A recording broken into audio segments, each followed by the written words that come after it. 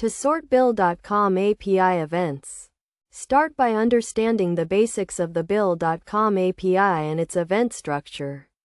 The Bill.com API provides a robust set of endpoints for managing financial data, including events such as payment notifications, invoice updates, and user changes. First, you need to authenticate with the Bill.com API using OAuth or basic authentication to obtain an access token. This token is required for making API requests.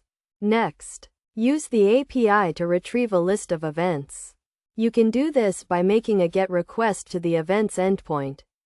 The response will contain a list of event objects, each with a unique identifier, event type, and timestamp.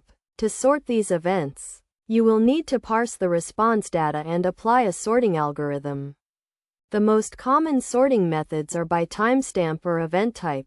For example, to sort events by timestamp, you can use a simple comparison function that compares the timestamp field of each event object.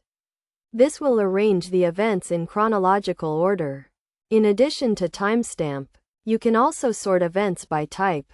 This can be useful for grouping similar events together, such as all payment notifications or all invoice updates. When sorting events, it is essential to consider the pagination of the API response. The Bill.com API may return a large number of events, which are split into multiple pages. To sort all events, you need to retrieve all pages of the response and combine them into a single list.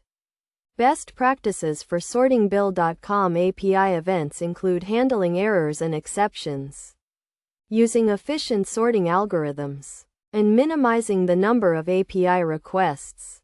In conclusion, sorting Bill.com API events requires a basic understanding of the API, authentication, and data parsing. By following these steps and considering best practices, you can effectively sort Bill.com API events and integrate this functionality into your application.